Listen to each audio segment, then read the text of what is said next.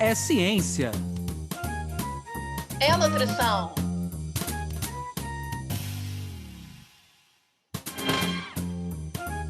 É nutrição É ciência. Ciência. da nutrição. Sejam todos bem-vindos pela ciência. Sejam todos bem-vindos pela nutrição. Meu nome é Anderson Teodoro. E eu me chamo Luana Aquino. Está no ar mais um episódio do podcast Ciência da Nutrição, que tem como principais objetivos levar para vocês aí de casa, da academia, do ônibus, de diversos lugares que estão aí escutando a gente, informações novas e atualizadas sobre os diversos temas da ciência da nutrição. Com o nosso podcast, a gente também quer promover mudanças de hábitos, de estilo de vida, inspirar realmente, semanalmente, melhores hábitos entre quem nos escuta. E, além disso, a gente também quer principalmente impactar, que a gente possa impactar e formar uma grande rede de troca, né? Você gostou do episódio? Indica para alguém, compartilha com alguém pela rede social, pelo WhatsApp. E hoje um dia especial por aqui. Como vocês, ouvintes, sabem, nós do podcast Ciência da Nutrição, há algum tempo, a gente já começou a formar essa rede entre nós também, podcasts da área da nutrição. E hoje a gente tem uma presença aqui super aguardada e um companheiro também das ondas sonoras, aí promovendo informação qualificada, ciência na casa de vocês. E eu gostaria muito de agradecer a presença do professor doutor Rafael Marques e apresentar ele para vocês. Rafael é nutricionista com ênfase em transtornos alimentares e comportamento alimentar. Mestre em epidemiologia pela Federal do Rio Grande do Sul. Doutor em ciências e coordenador da pós-graduação em comportamento alimentar da Faculdade IPGS. E hoje, no nosso episódio, a gente vai tratar de um tema super atual, mas numa abordagem bem diferente. Estava aqui batendo um papo com o Rafael antes da gente começar a gravar, e a gente falou sobre isso. Nossa, vamos para além desse chover no molhado, né? Desses fatores de risco tradicionalmente colocados para a obesidade. Então, o tema de hoje é esse, pessoal. E, Rafael, seja bem-vindo ao podcast Ciência da Nutrição. Aberto o microfone para você. Oi, Luana, boa tarde. Muito obrigado pelo convite. Pensando, né, no meu passado, faço 20 anos de formado esse ano, como a gente ganhou plataformas, possibilidades e recursos para poder acessar locais onde a gente jamais imaginaria, né, ser ouvido ou minimamente a nossa mensagem pudesse chegar. E eu sou um consumidor voraz de podcasts, é hoje das mídias atuais a que eu definitivamente mais consumo, porque ela traz tanto benefício que tu pode ouvir a hora que tu quiser, onde você quiser, e com um pouquinho de internet você chega a qualquer canto desse mundo, na verdade, né? Então, obrigado pela oportunidade. Vamos falar assim um pouquinho sobre, né, quando vocês conversaram comigo, o tema veio muito ao encontro da minha tese de doutorado. Então, eu posso trazer algumas questões que eu questionei na tese, até para botar as pessoas para pensarem a obesidade um pouquinho diferente do que normalmente elas pensam. Maravilha, Rafael. Vai ser bom, o negócio promete hoje, hein?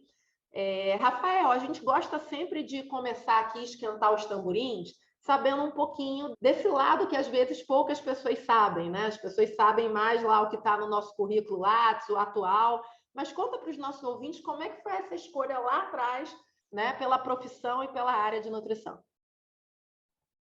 Então, eu fazia faculdade de informática e quando eu me dei conta que eu ia passar meus dias sentados na frente do computador sem ver gente, eu me decepcionei amargamente com a profissão e abandonei.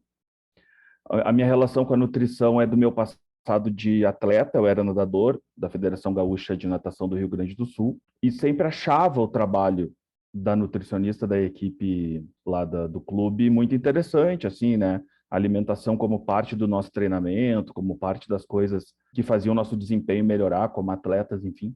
Eu acabei abandonando a natação no final da adolescência e indo para outras questões. E aí, quando eu decidi trocar de profissão da faculdade de informática para outra profissão, eu me lembrei. Eu digo, pô, gostava tanto do trabalho da nutricionista da equipe de natação que eu nadava, eu vou escolher a nutrição. E entrei na nutrição acreditando fielmente que eu seria um nutricionista que trabalharia com esporte, que era meu passado, enfim. E pensei que eu ia, sei lá, tentar trabalhar com equipe de natação, futebol, vôlei, basquete, qualquer coisa do gênero.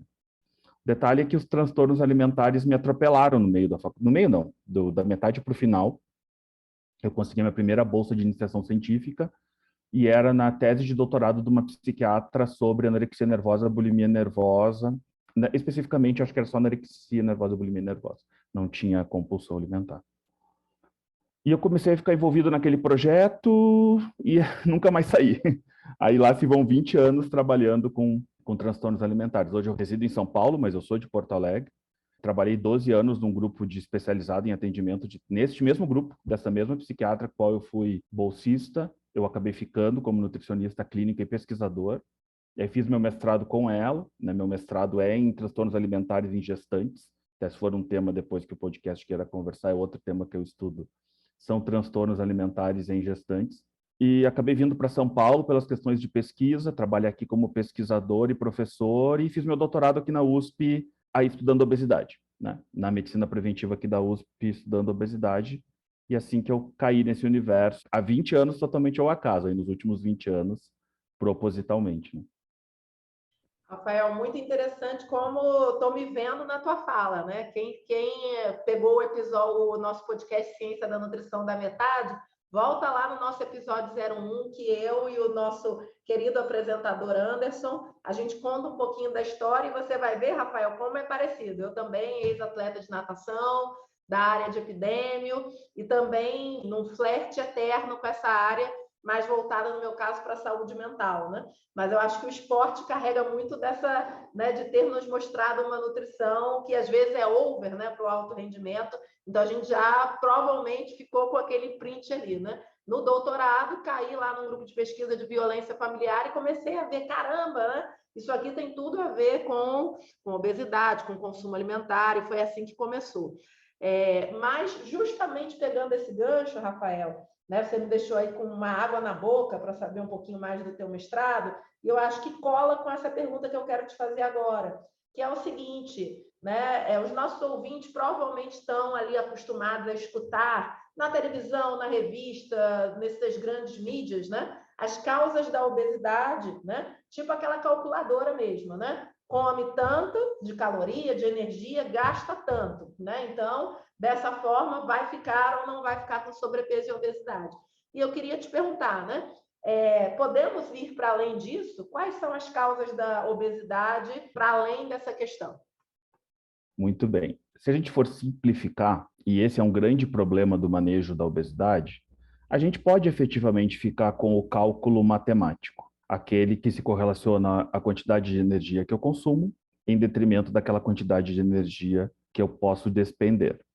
Olhando o nosso passado de atletas, utilizando, já que você compartilha ele comigo, neste ambiente, este cálculo fica um pouco mais facilitado, porque a demanda energética do atleta ela é tão absurdamente grande que todo e qualquer controle fica facilitado se efetivamente a pessoa se dedica àquilo, né? E é só a gente ver muitos dos nossos atletas, principalmente do futebol, por exemplo, quando abandonam o esporte, ganham peso, né? Acabam ganhando peso. Claro que tem atletas que têm dificuldade de manter o peso, inclusive no seu auge, durante as competições, enfim, vai variar muito de indivíduo para indivíduo e de quanto ele se dedica para aquilo, obviamente. Mas é um cálculo mais facilitado. Então, no universo do esporte, você tem lá o atleta e você tem a população em geral. Só que a obesidade, ela não tem o aspecto biológico é o menos importante no envolvimento dela. E eu só fui me dar conta disso depois. Eu estou dando um salto, né, na minha abordagem com a obesidade de quase uma década. Assim, costumam falar que a obesidade é uma epidemia. Essa é uma frase que eu gosto muito. Pena que eu a ouvi e não sei o autor, mas a frase não é minha. Mas eu não sei citar a autoria, porque eu ouvi e não sei quem é o responsável pela autoria. Se alguém conhece alguma epidemia que a solução seja individual, não existe epidemia no mundo onde o indivíduo foi capaz de resolver aquela epidemia. Diferentemente de todas as outras epidemias que nós conhecemos, a obesidade é a única onde a cobrança é feita sobre o indivíduo que é acometido pelo agravo. Ele é responsável por eliminar da sua vida a obesidade. Então, a obesidade é das condições, doenças, como queiram chamar, humanas, das mais complexas existentes. Há uma lista de Oxford que cita pelo menos 130 componentes que estão correlacionados com a obesidade. Aí nós vamos pensar, 130 componentes biológicos? Não. 130 componentes que vão desde saneamento básico. E aí aqui a gente não vai ter tempo para ampliar o porquê que saneamento básico está correlacionado com obesidade ou não. Mas eu posso dar um exemplo bem peculiar, que foi um dos primeiros que me deu o gatilho. Por exemplo, há estudos suíços e dinamarqueses que correlacionam segurança pública com obesidade. Aí a gente vai pensar, segurança pública com obesidade, qual que será a correlação? Ela é bem simples. Em cidades inseguras, as pessoas não saem. Se as pessoas não saem, elas se mexem menos e ficam mais em casas e comem mais. Como é que tu diz para alguém que tem medo de sair na rua, porque pode tomar um tiro e ficar em casa? Tu tem que ficar na tua casa, mas cuidado, porque você não pode... O nível de complexidade, aí a gente pode entrar em questões emocionais, em questões psicológicas, em questões psiquiátricas, que levam aquela pessoa a comer mais. Então, assim, obesidade não é só o que você come, ou quanto você gasta, é por que você come, em que circunstância você come, por quem que você está comendo, qual é o ambiente que te cerca para você comer ou não comer aquilo, e vale o mesmo raciocínio, por exemplo, para você poder praticar uma atividade física ou não. Bom, se a gente pegar essa pequena fatia, e eu nem estou levando em consideração, por exemplo, componentes genéticos, aí se abre um outro universo absurdamente grande em relação ao que a gente conhece como obesidade. Então, primordialmente, eu tenho, né, utilizado muito das minhas redes sociais, inclusive, depois de terminar esse doutorado, a tentar desfazer um pouco disso, porque, vamos lá, para eu encerrar pelo menos esse trecho, quando a gente está falando de culpabilização, não há absolutamente nenhuma vantagem em ser uma pessoa gorda. Nenhuma. Zero. Sobre qualquer perspectiva que você for olhar. Sobre qualquer uma.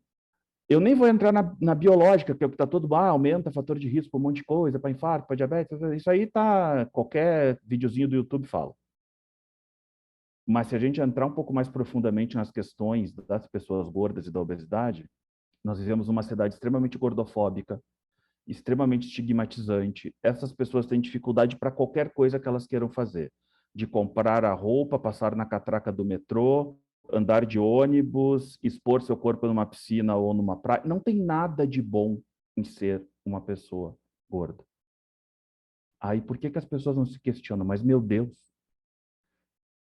toda vez que eu ligo ali o programa de domingo de noite, seja de que canal for, sempre tem uma reportagem. Número de gordos do mundo aumenta vertiginosamente.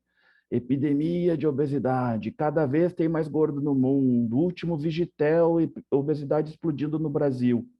Será mesmo que eles acreditam que bilhões de pessoas no mundo escolhem uma condição onde elas não têm vantagem nenhuma? Esse é o ponto. Se você tem um pouco de olhar crítico, um pouco de olhar sem um viés do preconceito, qual é a probabilidade, e eu estou falando de bilhões de pessoas, literalmente, no mundo inteiro, não, acordei de manhã, mas não tem nada para fazer na vida, vou ser gordo.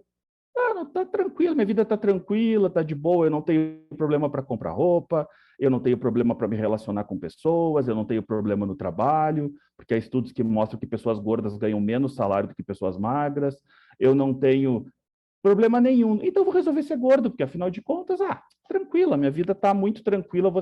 É um absurdo pensar isso, mas é o que as pessoas pensam. É que esses bilhões de pessoas no mundo escolheram ser gordas, coisa que não faz o menor sentido. Rafael, caramba, quantas caraminholas importantes e boas você está colocando aqui, né? O papo está ótimo, mas eu quero saber o que a Camila está achando aqui da nossa troca e aproveitar que ela vem, Rafael, sempre com ótimas indicações para aqueles nossos ouvintes que querem dar uma aprofundada, saber mais. Então, quais são as dicas de hoje, Camila? Olá, Luana, olá, Anderson e olá, ouvintes do podcast Ciência da Nutrição. Apesar da obesidade ser uma doença caracterizada pelo acúmulo excessivo de gordura corporal, produzindo prejuízo à saúde do indivíduo, há um consenso na literatura de que a etiologia dessa doença é multifatorial, mas pouco se fala sobre os fatores de risco menos óbvios. Por isso, hoje trago 2 dicas. A primeira é o relatório da Lancet, traduzido da Sindemia Global de Obesidade, o qual este serve como um sumário executivo para decisões políticas sobre alimentação. Ou seja, isso vai muito além do que apenas o indivíduo tomando decisões relacionadas à obesidade. Além disso, achei interessante trazer um artigo de revisão sobre a temática, para você, ouvinte, entender um pouco mais sobre os diversos fatores de risco que podem estar envolvidos com essa doença. Obesidade, uma perspectiva plural. Para conferir, basta acessar o nosso site www.cienciadanutrição.com.br, tudo junto e sem acento, e assim você confere dicas desse episódio e de episódios anteriores. Não deixe de conferir. Obrigada, querida. Rafael, estava aqui pensando nesse nosso papo, né? Um dos grandes diferenciais do podcast Ciência da Nutrição é o orgulho que a gente tem de carregar a ciência no nome, né? Então, assim, imagino que, enfim, né, as leituras de artigos científicos, né? A gente sempre tem ali a nossa fila de artigos, mas ao mesmo tempo tem alguns que são clássicos, né?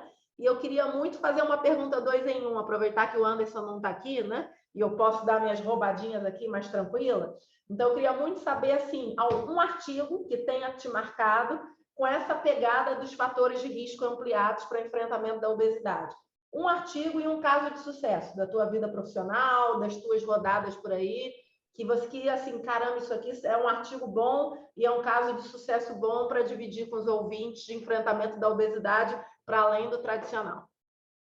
Então, eu posso até citar um artigo, eu vou ter que só, eu não tenho ele, eu estou dando até uma olhada aqui, na bibliografia da minha tese está aberta, que eu não sei se ele está citado aqui efetivamente, que é muita coisa, mas eu posso citar um livro, na verdade, até mais de um, para quem quiser, porque eu acho que, como você falou, né, aqui é para a gente apoiar, obviamente, o ambiente acadêmico, né, quem nos escuta está na academia, seja como aluno, seja como pesquisador, seja como professor, mas tem um livro que transforma a visão sobre qualquer um sobre obesidade, que se chama Sociologia da Obesidade, tá? Deixa eu pegar ele aqui direitinho, vocês não vão ver, que é do Jean-Pierre Paulin, né? Então, Sociologia da Obesidade, ele é um livro de fácil consumo, não precisa ser profissional da saúde para poder compreender. Eu acho que esse livro é muito bom.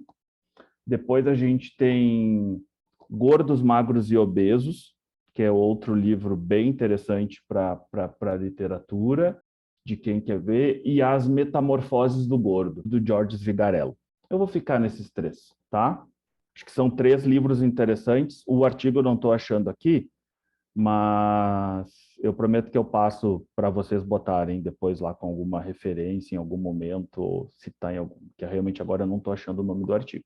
Mas acho que o artigo tem uma leitura muito pesada para as pessoas. E então eu acho que 3 livros são mais interessantes. Se tiver que escolher um deles, escolha a Sociologia da Obesidade do Paulin, que é muito bom. Em relação a casos de sucesso, eu acho que mais interessante do que eu contar casos de sucesso, como que eu abri meus olhos para esse universo. Porque não é simples. É você pensar a obesidade diferente. Claro que, tipo, eu estou colocando primeira pessoa e eu não sou nada nesse universo. Existem pesquisadores no mundo inteiro que falam sobre isso há décadas e há uma literatura científica extensa de a gente olhar a obesidade pela perspectiva, tem uma palavrinha, né? Biopsicossociocultural. Então, é você tirar o biológico, né, exclusivamente o olhar biológico sobre a obesidade e olhar pelo lado psicológico, cultural e social também. Mas como é que eu cheguei nisso? Acho que é mais interessante do que ficar falando de algum caso, foi que eu comecei trabalhando com anorexia nervosa, e bulimia nervosa e transtorno da compulsão alimentar. Dando um spoilerzinho de talvez no futuro a gente for falar de transtornos alimentares de gestantes, transtornos alimentares, principalmente a anorexia nervosa e a bulimia nervosa, eles trazem uma coisa em comum, um sintoma em comum nas 2 doenças, que é medo mórbido de engordar. Se você for olhar lá nos critérios diagnósticos, ambas têm como o medo mórbido de engordar, tá? Ou medo exagerado, vai ter várias terminologias, né? As pessoas até confundem morbidade com mortalidade, são coisas completamente diferentes. Enfim, momento cultural, entre aspas, morbidade nada mais é do que sinônimo de doença, né? As pessoas ouvem a palavra mórbido e ficam um pouquinho, meu Deus, mas mórbido, se vocês forem olhar a descrição no dicionário, nada mais é morbidades é igual a doenças, é um sinônimo para doenças. Então, não tem nada a ver com morte, mas vamos lá. E aí eu comecei a olhar aquelas meninas com anorexia nervosa, extremamente magras, muitas delas, porque o meu ambulatório, a anorexia não tem um quadro físico de descrição, mas as que chegavam lá no consultório estavam em graus de emagrecimento muito avançados, porque estavam com quadros avançados da anorexia nervosa, por exemplo. Então, meninas assim, sei lá, 1,70 m, 30 quilos, tinha um monte. Então, quer dizer, muito emagrecidas mesmo. E com um pavor de ganhar 100 gramas. Um pavor, um pânico, um desespero, uma coisa, né? Porque transtornos alimentares são doenças psiquiátricas, né? Então, estavam muito acometidas daquele medo de ganhar peso. E eu comecei a olhar para aquilo e eu dizia, meu Deus, cara, mas o que que tem na obesidade que vai além do biológico? Porque o que essas meninas estão expressando para mim não é medo de ter maior infarto, é medo de ser gorda. Não é medo de ter mais hipertensão, é medo de ser gorda. Porque o discurso biológico bonitinho é: seja magro porque você infartará menos, seja magro porque você vai ter menos hipertensão, porque você vai ter menos AVC. As pessoas não estão nem aí para isso. As pessoas não querem ser gordas por uma questão social. Como eu falei antes, é ruim ser gordo.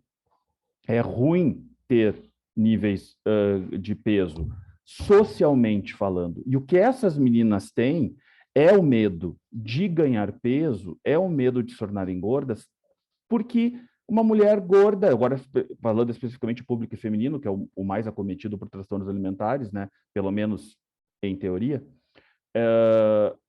porque ser gorda para uma mulher é péssimo.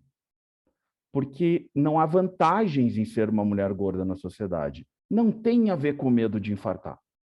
Se tu perguntar para alguém, eu não quero ser gorda porque ser gorda é feio, porque ser gorda... E aí tu ouve impropérios, é nojento, é asqueroso, enfim, tem toda uma questão, né, social envolvida com isso.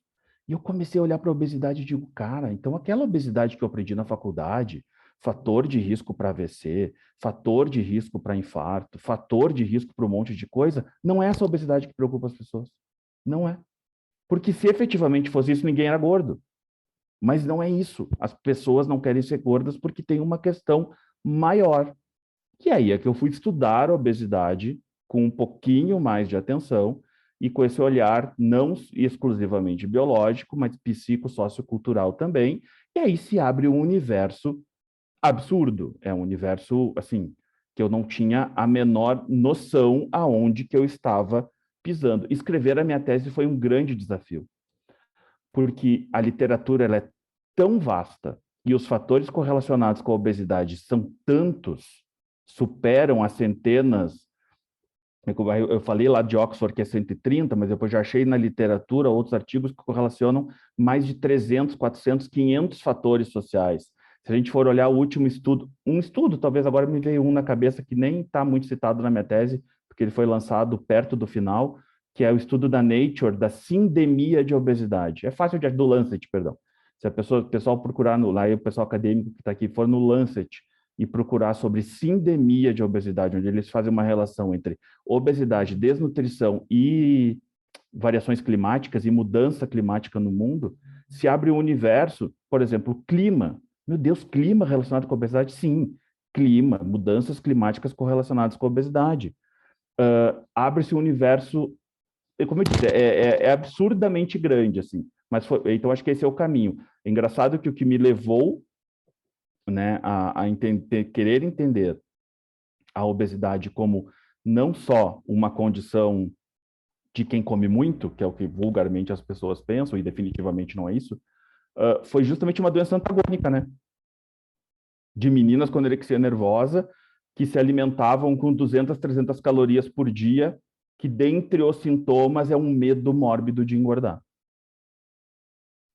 Perfeito. Nossa, Rafael, é impressionante como vai dando uns insights, né? Realmente essa forma como você falou, né, que você percebeu, né, o insight que a coisa era muito maior e muito mais profunda, né?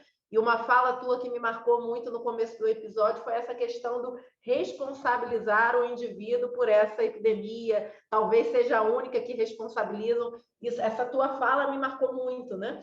E eu queria dividir com os ouvintes, né, um exemplo prático dessa pegada aí que Rafael está conversando com a gente, né? Rafael estava falando e eu estava lembrando de um estudo que me marcou muito, não foi nem da área de nutrição, foi da área de atividade física, né? Uma vez ele foi apresentado, se eu não me engano, pelo professor Luiz dos Anjos. Eu estava assistindo uma aula dele há muito tempo atrás, mas eu lembro dele ter falado, olha, gente, né, a coisa estava começando, essa questão que Rafael está trazendo dos fatores para além de biológicos estavam começando a ficar mais quentes na nutrição há uns 10, 15 anos atrás. E aí eu lembro dele ter falado, tem uma prefeitura, que eu não lembro agora se foi do Canadá, da onde foi, enfim, de alguma cidade de lá, que estava investindo nos metrôs de lá, e escada rolante de um lado, todo mundo pega escada rolante mesmo quando tem a escada tradicional, né? O que a prefeitura desse local investiu? Cada degrau da escada tinha uma nota musical. Então, dependendo de onde a pessoa pisava, né, fazia dó, ré, mi, se tornava uma música. E aí as pessoas começaram a ver graça, né, ver vantagem em fazer aquela escolha pela escada que não era rolante, né? Então, mostrava um vídeo de antes e depois e as pessoas se divertindo de uma forma lúdica, não precisou de aviso, não precisou de baixar uma norma ali. Não, foi intuitivamente, né? E essa nossa área de comportamento, né, Rafael, vem estudando muito essa questão das orientações intuitivas, né? De tornar o que é o indicado do ponto de vista nutricional, por exemplo, o mais fácil. Que as escolhas corretas, entre aspas, né, sejam as mais fáceis. E você bem falou no início do episódio, né, que muitas vezes, para boa parte da população, não é possível. Vai falar para a pessoa para se alimentar bem ou para fazer atividade física se ela não tem grana, se ela não tem condições, né? Então, esse exemplo foi um exemplo que me marcou muito, né? Eu lembro até que eu falo para alguns alunos, vão lá fazer estágio realmente na indústria de alimentos, que eles estão cheios de grana para fazer o marketing deles e tragam para a gente marketear fruta, legumes e verdura, que a gente está marketeando talvez de uma forma que ainda possa melhorar, né? Então, assim, queria dividir com o Rafael e com os nossos ouvintes isso. Então, Rafael, aproveitando aqui que a gente está se encaminhando aí mais para um final da nossa prosa, que sempre que é boa passa rápido, mas você deixou a janela aberta aí, hein, para a gente chamar para a parte de transtornos alimentares nesse público de gestantes, né? E realmente é algo que, enfim, né, será muito necessário. As portas não só estão abertas, como a gente aguarda em ouvintes, que lá vem Rafael com essa temática que poucos aí falam e poucos dominam, mas é muito necessário. Só queria relembrar para os nossos ouvintes que Rafael também está envolvido com o podcast da faculdade IPGS, então a gente fortalece aqui nossas redes de podcast. E queria convidar agora, Rafael, se você pudesse falar um pouco o porquê, o que te levou a fazer a escolha dessa imagem, né? Só relembrando para os nossos ouvintes, a gente sempre gosta de, enfim, que dentro da temática da ciência da nutrição ou da temática do próprio episódio do dia, o nosso convidado escolha uma imagem, né? E Rafael escolheu uma imagem aqui que eu vou abrir o microfone para que ele possa partilhar aí os pensamentos sobre isso. Então, esta imagem que eu escolhi, ela tem muita relação com aquilo que eu acabei de comentar com vocês, que é este universo, né, que se abre para quem resolve estudar a obesidade por essa perspectiva mais ampla, que não só a biológica. E aí a gente vê que, digitem, assim, facilmente lá no Google, se você, fatores que influenciam perda de peso, fatores relacionados com a obesidade, as pessoas elas vão se impressionar. Porque vai vir uma quantidade de coisa. O que a pessoa espera? Genética, dieta, sedentarismo, agora um pouquinho mais na moda, microbiota, né? Composição lá da microbiota do intestino, hormônios, insulina, tudo isso espera-se que venha. Tá, mas aí quando vem religião, quando vem economia, quando vem agricultura, quando vem educação, quando vem gênero, quando vem orientação sexual, quando vem etnia, começa a vir uma avalanche de questões que as pessoas não tratam. Elas não sabem tratar. E aí a gente volta lá para o início. Quem ainda acredita que a obesidade é uma questão de escolha pessoal, que a pessoa escolhe ser gorda, eu não consigo entender como é que alguém escolhe uma coisa que ela não tem nenhuma vantagem. Zero. Então essa escolha não existe. Que ela vai optar por se alimentar mal, porque ela vai optar por se alimentar mal. Não é tão simples. Você usou, né? No Brasil isso fica muito claro. Um pacote de miojo é mais barato que meia dúzia de maçãs. É fácil fazer a conta aqui.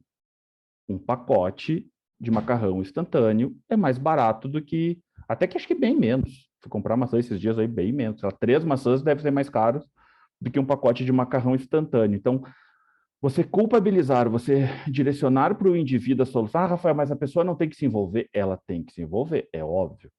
Não há como. Mas esse é o detalhe. Então, só para chamar um pouco da minha tese, o que a minha tese ela teve, assim, a tese de doutorado tem que ser uma coisa inovadora, né? Então, vários pesquisadores de Harvard, junto com o professor Ricardo Aires, aqui da USP, eles estudaram a questão de vulnerabilidade para o HIV. E são 3 eixos: o programático, o social e o individual. Ou seja, sim, tem um fator, né, no caso da epidemia de AIDS, na epidemia de HIV, existia o fator, porque começou muito parecido. Ah, se você não quer AIDS, não transa sem camisinha. Simplificavam assim, e bilhões de pessoas morrendo de AIDS. Mas como assim, cara? Como é que a pessoa escolhe? E aí, se for estudar, eu não vou entrar em detalhes agora, porque não teria como, teria que ser um outro podcast de 2 horas para explicar o processo. Mas, então, eles viram que tinham esses 3 eixos, e eu vejo o que eu falei, são 3 eixos. Individual, ou seja, o componente do indivíduo nunca está excluído, mas ele é 33% da explicação nesse caso, porque tem o programático e o social. E o que não se tinha na época era o programático e o social. Tá, Rafael, dá um exemplo do programático no HIV, distribuição gratuita de camisinha, por exemplo. Tá, as pessoas tinham que transar de camisinha, quem não tem grana para comprar? Então os caras começaram a distribuir camisinha de graça. Pum, começa a cair a epidemia. Não é só no indivíduo, veja, é o Estado intervindo. Ah, e qual é o programático? Eu poderia utilizar esse programático, mas programático, por exemplo, campanhas de televisão desestigmatizando a pessoa portadora de HIV. E ajudou muito, por exemplo, a Magic Johnson, jogador de basquete, né? Começou a ver o portador de HIV como uma pessoa que adoeceu, enfim, e não estigmatizando ela por qualquer questão que valha de preconceito e estigma. E eu vi essa aula e eu fiz a transposição desse conceito para a obesidade. Eu fiz a transposição do conceito de vulnerabilidade para a obesidade. E aí a gente pode rapidamente fazer aqui uma analogia. Hoje nós temos, na literatura você encontra facilmente o termo ambiente obesogênico, que eu nem gosto de utilizar. Eu prefiro utilizar ambiente patogênico, porque senão fica meio estigmatizante, assim, né? Só obesidade. Ele gera um monte de problemas, né? O ambiente que a gente vive. Então, nós temos hoje um ambiente que não contribui com políticas públicas para uma alimentação saudável. Você acabou de dar o exemplo. A indústria alimentar, ela não está preocupada em ser saudável, ela está preocupada em ganhar dinheiro. Fato. E aí né, a gente faz essa transposição de recursos para tentar propagar pera e maçã e ok. Então, a gente tem um ambiente obesogênico que não tem um conceito. Isso no ambiente social. E no ambiente programático, aí que está o ponto. Porque o programático ainda fica focado em cortar calorias das pessoas. Olha, eu tenho 20 anos de formado e para poder estudar obesidade eu tive que voltar pelo menos mais uns 100. Tá? Porque obesidade é problema no mundo faz 100 anos, não mais que isso. Depois isso aí a gente pode fazer um só sobre obesidade, tem um monte de coisa para falar. Mas a obesidade é um problema no mundo todo, não tem mais que 100 anos. Ou seja, é uma coisa muito recente se a gente for olhar na obesidade. E desde lá, a solução mágica vendida é cortar calorias. Há 100 anos, se tem um problema onde a solução mágica é cortar calorias. Há 100 anos, esse problema só aumenta. Bom, vai continuar envolvido com isso quem não estudar, porque quem estudar abandona rapidinho. Caramba, Rafael, que soco no estômago, hein? Nosso ariano sincero, apresentador Anderson, não está por aqui hoje, mas ele mandou um representante, hein, Camila? Nossa, gostei, mas são esses finais impactantes que fazem, sem dúvida, a gente não só refletir, mas mudar atitudes, ficar atento. Bem, pessoal, como vocês sabem, quando chega essa musiquinha aí, quer dizer que a nossa prosa, infelizmente, está chegando ao fim, mas eu fiquei com gosto de quero mais. Rafael, assim, traz não só informações técnicas, científicas, de qualidade, atuais, mas traz muita cultura de uma forma muito sagaz, né? E isso é fantástico. E eu gostaria muito de, enfim, agradecer a você, Rafael. Mas antes de eu me despedir de você e dos nossos ouvintes, eu queria que a Bianca se nos relembrasse, né? Aonde que os nossos ouvintes podem encontrar mais episódios, como é que eles podem trocar com a gente pelas redes sociais. Diga lá, Bianca. Olá pessoal, aqui é a Bianca. Estou passando para avisar que as nossas redes sociais estão a literalmente um clique de você. Para nos encontrar no Facebook e Instagram, basta pesquisar por @podcast Ciência da Nutrição. E você também pode acessar o nosso site através de cienciadanutrição.com.br, onde lá você vai encontrar mais informações sobre esse episódio e os anteriores. Obrigada, querida. Bem, Rafael, mais uma vez queria te agradecer o teu brilhantismo, né? Realmente foi para a gente muito especial aqui no podcast Ciência da Nutrição te escutar. E queria abrir o microfone para que você fique à vontade para as suas considerações finais, alguma mensagem que você queira deixar. Eu primeiro que eu agradeço a confiança de vocês e o convite, espero realmente que a gente consiga contribuir de algum modo. Podem contar comigo sempre. A gente sempre teve uma dificuldade no ambiente acadêmico, que era conversar com pessoas, né? Eu me lembro que quando eu fui lá concluí meu mestrado em 2007, eu tenho toda aquela coisa, publicar artigo científico em revista de alto impacto.